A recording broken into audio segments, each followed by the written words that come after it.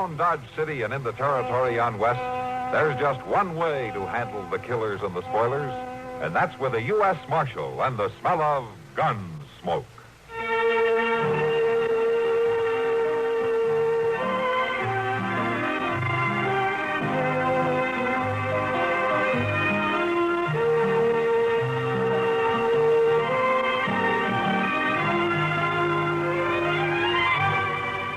Gunsmoke, starring William Conrad, the story of the violence that moved west with young America, and the story of a man who moved with it.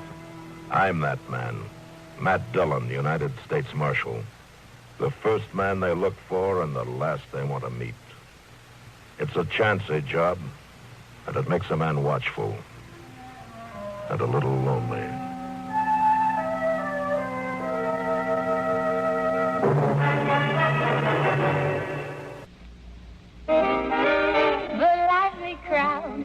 They agree. Those who think young say Pepsi, please. They pick the right one, the modern light one. Now it's Pepsi for those who think young. So go ahead and pick the drink that lets you drink young as you think. Yes, get the right one, the modern light one. Now it's Pepsi for those who think young.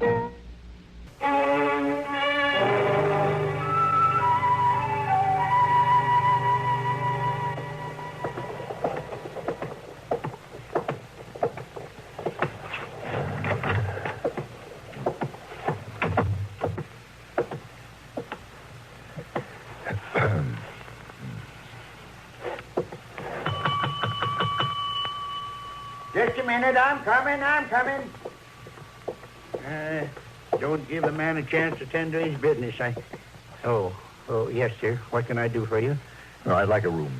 Oh, yes, sir. I have a nice one, second floor front. If you would just sign the register. Yeah, all right.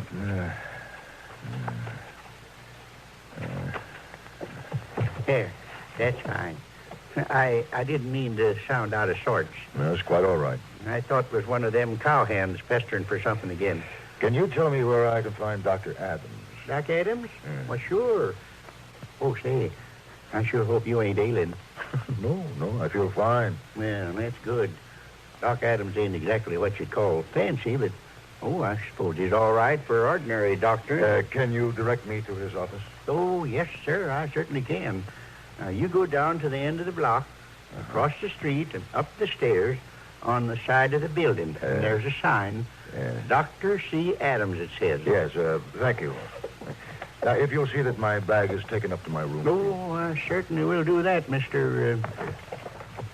Weber. Dr. Weber. Oh, good day. Yes, certainly, Dr. Weber. Now, there's a man that looks like a doctor ought to look.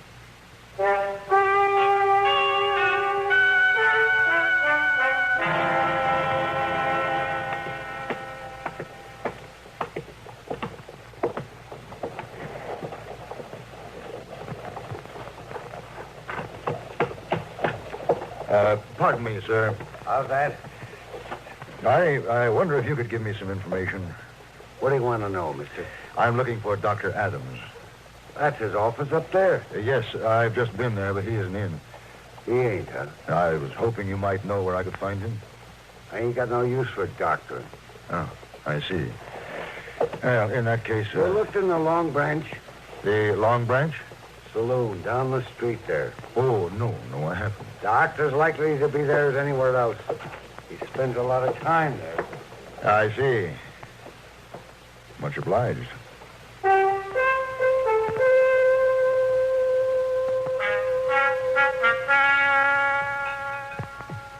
It must be a slow day in Dodge to get both of you in here in the middle of the afternoon. Don't tempt fate. Well, Kitty, you better not talk about it or the whole town might bust loose. Well, that happens every Saturday night. And I just as soon it didn't happen on a Wednesday. Me too, Matt.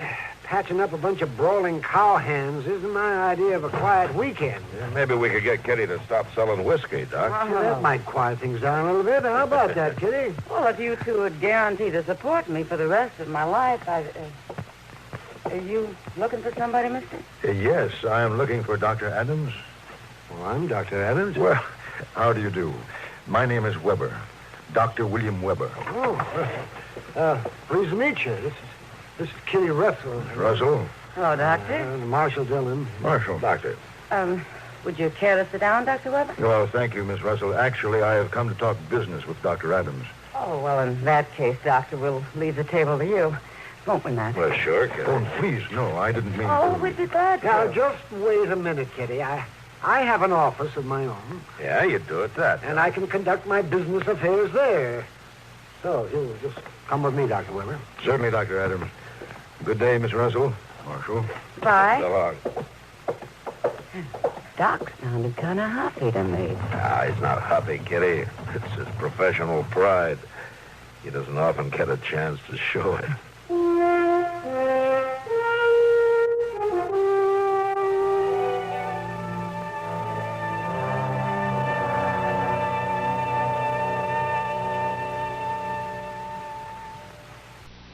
What is a newsman's first duty, his prime responsibility? It can be summed up in 3 words: get the story.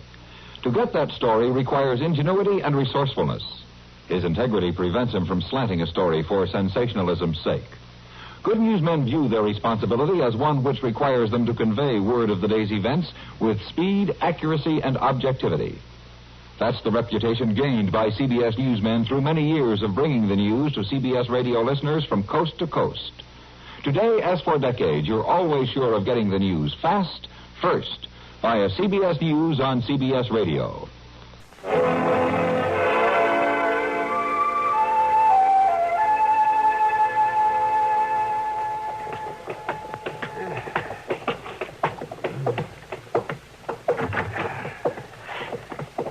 Come right in, Doctor.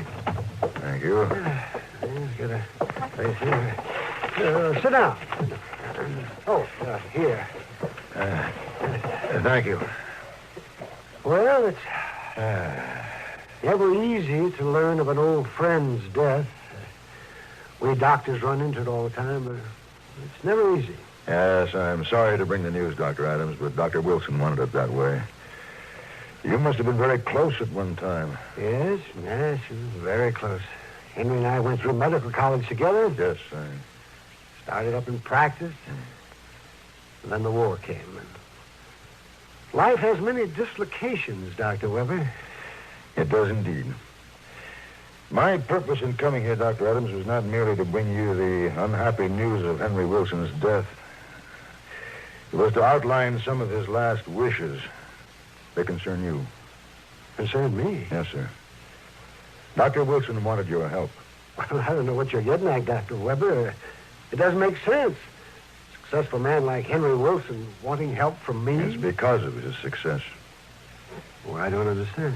Yes, well, Dr. Wilson had established a clinic in Philadelphia. Yes, I've heard of it. That's why I'm here. He wanted you to take charge of it after his death. He wanted me?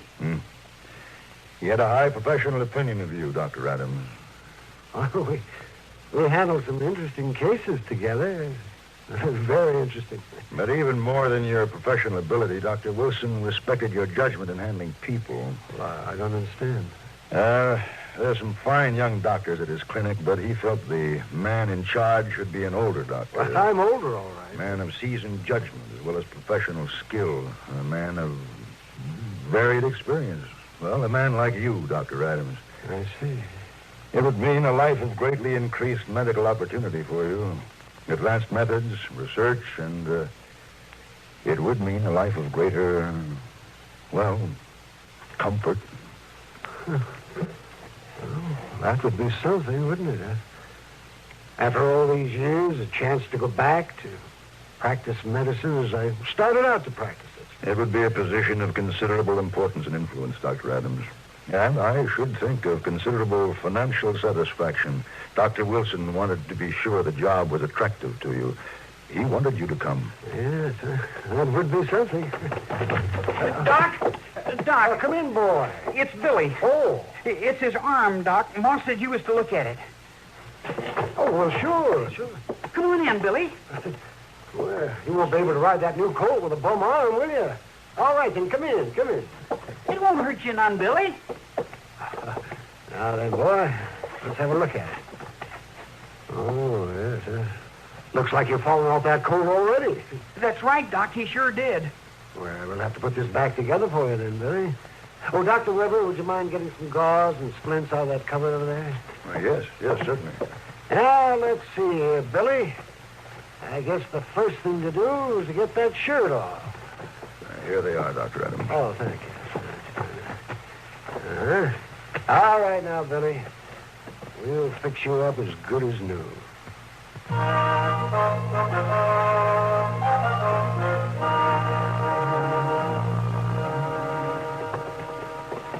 Thank you, Doc. Bye. Bye, boys. The youngster stood that very well, didn't he? Oh, they have to learn to stand things when they're young and on the prairie. It's a harsh land. Well, you know, Doctor, if you stop to think of the proposal I brought with me, I've been thinking of it. life wouldn't be quite so harsh in Philadelphia. Though I must say, little boys break their arms there, too. Well, they always did. Yes, Dr. Weber, life would be easy. That's not what I'm thinking about the most. It's the thought of the equipment, the chance to use the latest method, to talk things over with doctors, be near libraries. I'd have to learn how to act, Dr. Weber. Oh, no, Dr. Wilson didn't worry about that. Henry was an old and faithful friend. All right, Chester, all right. What's the trouble? Well, Doc, there's a fellow that was just brung into jail, and he's been shot, and Mr. Dillon said for you to come. Was he bleeding bad, Chester? Oh, my, yes, like a stuck hog. Oh, I'll be right there. Now, this is Dr. Weber, Chester. Hello, Chester. How do you do, Doctor? Well, I reckon I ought to get back downstairs. Yeah, but go on, Chester. Go on. I'm coming. Here's your bag, Dr. Adams. Oh, thank you. Say, you'd make a good assistant, Dr. Weber. Oh, would you like to come with me? I would indeed. You know, sometimes these gunshot wounds cause a lot of trouble. Even if they don't hit a vital spot. You know, bleeding, infection, in constant danger of lockjaw. Yeah. A gun can cause many problems. Too many, Dr. Weber. Dr. Adams? Dr. Adams? Oh, hello, Miss Hoffman. I was just coming to see you, Doctor. It'll have to be a little later then, Mrs. Hoffman. It ain't that I need you, Dr. Adams. I just want to thank you. Why, there ain't hardly anybody who'll believe I'm up and around so soon. Well, that's fine, but we're in kind of a hurry And now. the baby? You wouldn't know there'd been a bit of trouble about him. He's eating like he was trying to catch up with his paw. Well, that's good, but you'll have to excuse me now. I just wanted to say a word of thanks to you, Doctor. Bonnie likes the chance to say a thanks. Sounds like a satisfied customer. Previa placenta. That was a dangerous delivery, Doctor. She's lucky. You can't very well afford to specialize, can you, Doctor? I specialize in Dodge City. Let's see about that bullet wound.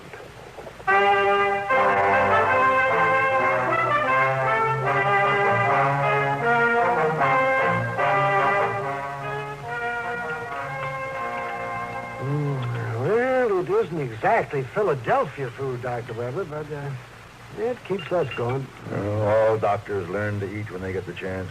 Though I must say, our pace is generally slower than yours. I dare say. Your morning has been rather full. A broken arm, a bullet wound, a pair of twins. Don't forget the sick horse I heard that. I'm not likely to forget that. No, seriously, Dr. Adams, don't you think the practice I can offer you in Philadelphia would give you a more productive life? Well, I'm trying to get the time to think about it, Dr. Weber. I can't deny that it is an interesting idea. It's very interesting. The opportunity... The opportunities for participating in medical advances would be tremendous. And I should think most satisfying. And there's something else, Doctor, that I don't wish to sound presumptuous. Oh, don't you worry about it. I know. I'm getting older. It's just that life might be easier. Doc. Doc, it's Mary. She's fainted dead away. I can't rouse her. Where is she? Well, she's out to the place. I had a ride to get you. All right, Tom. Go on back, Jerry. I'll come. Right away, Doc? Right away. Oh, you stay on and finish your dinner, Doctor. Well, certainly not. I don't want to miss any of this.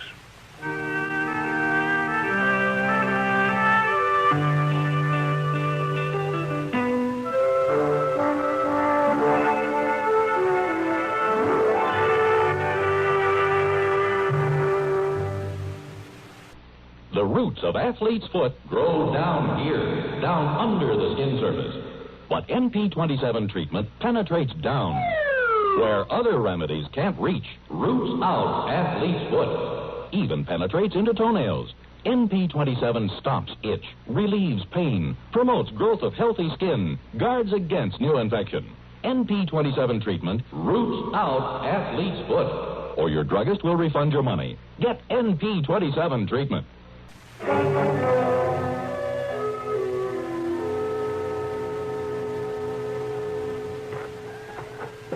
Oh, Doc. Doc, I'm glad you got here so fast. She's roused some, but it hurts her awful bad. All right, Tom. Oh, this is Dr. Weber from Philadelphia. Hello. We'll look at it together. Hello, Tom. Doc, Yes, Tom? you sure this fellow's a good doctor? I'm sure he is, Tom. Let's go. Is he as good as you are, Doc? Well, most people say he was better.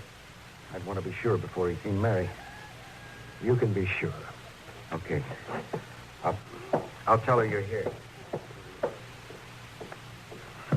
Thanks for your recommendation, Doctor. A man wouldn't get far without it. No, they just know me. In here, Doc.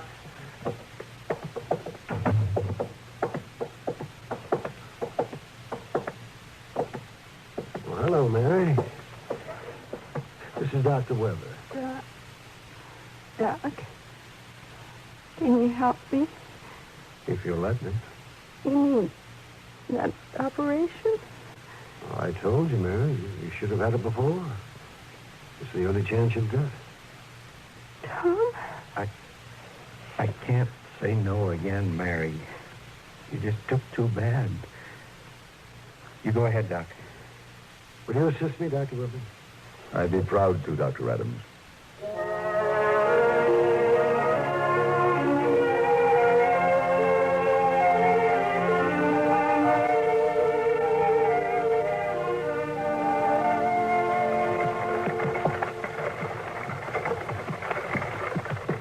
Dr. Adams. Dr. Adams. Oh, I'm sorry. I was thinking. I wondered if you'd noticed. Well, it looks to me like an Indian waiting there by the road. Oh, yes, I see him. Well, I guess the best way is to pay no attention to him, isn't it? No, Dr. Adams. He wants to talk to me. Well, are you sure you should?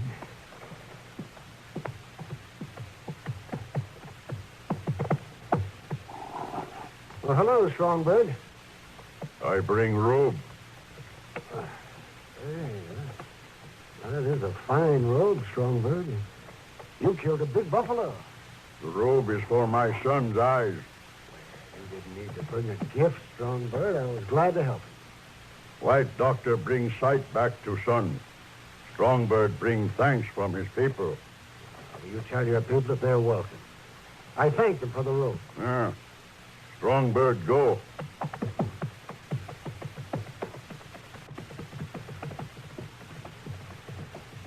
Dr. Weber, can you hold this robe for me? Hmm? Oh, yes, certainly. Yes, certainly. Up.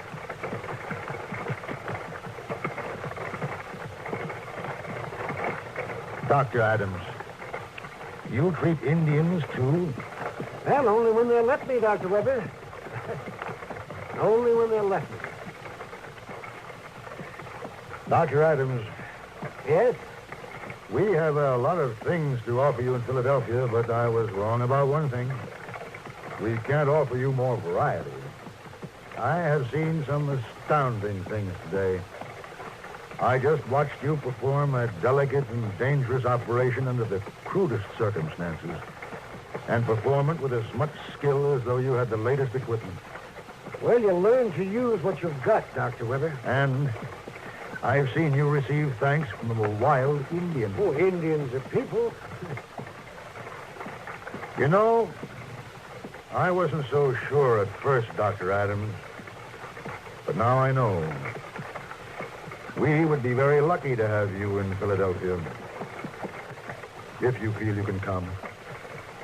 Well, I'd like to come, but... But you're not coming, are you? No, I guess I'm not. A man has to stay where he's needed. I haven't made much of a mark in medicine. Then maybe I'd have more of a chance of that, but I'm needed here, Dr. Weber. I'm needed here. Can you understand that? I can understand it, Dr. Adams. And I can even envy you.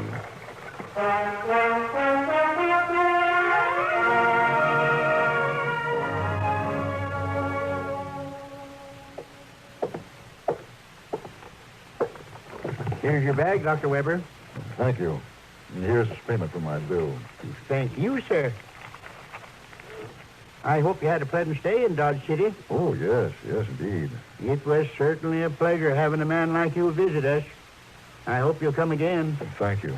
We don't get a chance to see a fine doctor in Dodge very often. Oh, yes, you do, Mr. Dobie. Yes, you do. Every day.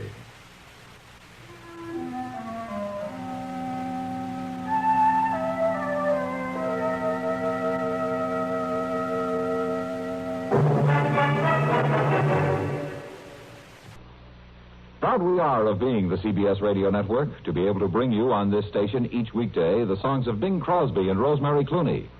In addition to the sparkling Bing Crosby-Rosemary Clooney show, we're equally delighted to present at this same address each weekday the assorted talents of Art Linkletter, the House Party Man, Gary Moore and Durward Kirby, and the rousing Arthur Godfrey Time. There's no business like show business, and nowhere else such a fine sampling of the same than on this blockbuster CBS Radio Network Entertainment Fest. Nicest thing about it is, should you miss any or all of these great stars on a Monday, you can catch right up with them the next day, or any weekday you're so inclined.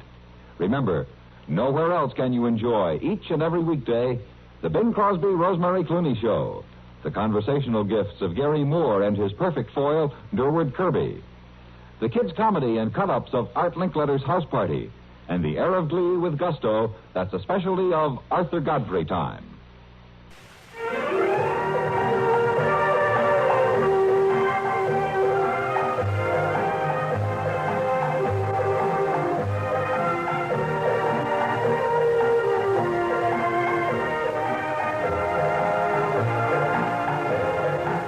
Gunsmoke. Produced and directed in Hollywood by Norman Macdonald, stars William Conrad as Matt Dillon, U.S. Marshal. The story was specially written for Gunsmoke by Marion Clark, with editorial supervision by John Meston. Featured in the cast were John Daner, Virginia Gregg, Vic Perrin, Ralph Moody, Sam Edwards, and James Nusser. Harley Bear is Chester, Howard McNear is Doc, and Georgia Ellis is Kitty. This is George Walsh inviting you to join us again next week when CBS Radio presents another story on Gunsmoke.